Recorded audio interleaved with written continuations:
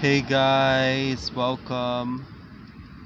Please subscribe if you support the work. Good evening. I'm just doing a quick response to a viewer's question about egos. What are egos? Are egos bad or good? Egos.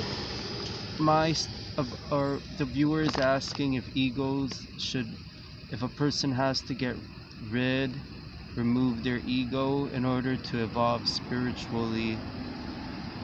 Per, pers, the view I have on this is that actually, really, there are many definitions of the word ego depending on which tradition you're working with, which culture.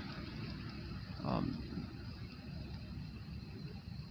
the the Vajrayana,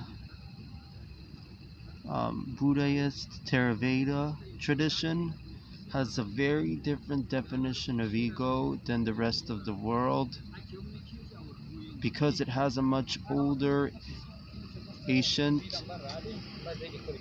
definition of the word, and really the Vajrayana or Theravada definition of ego is much better, and because the ego, as the majority of us know it, or the majority of peoples know it, they is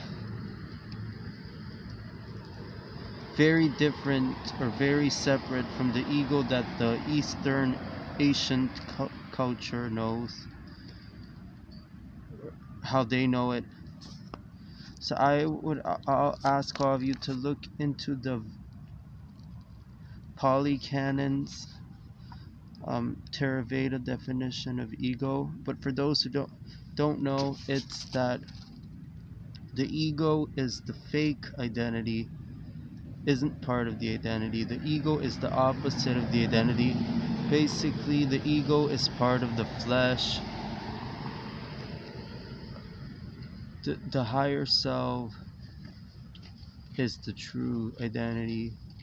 The person's identity is far beyond their ego. However, to answer the questions, I'd say egos aren't necessarily negative. They can be positive as long as they remain in balance. Balancing the ego is key.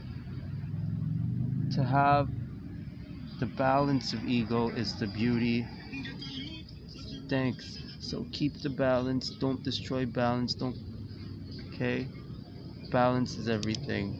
With that said, let's meditate on some good energies. Frequency. I meditate protection for you guys.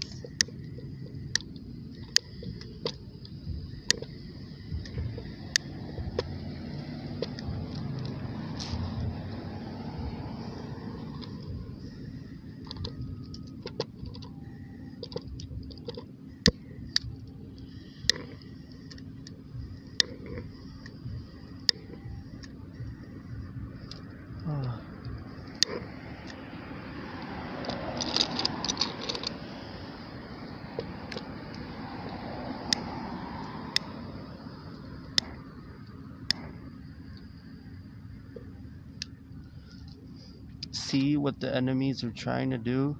They don't want the message coming out. However, it will.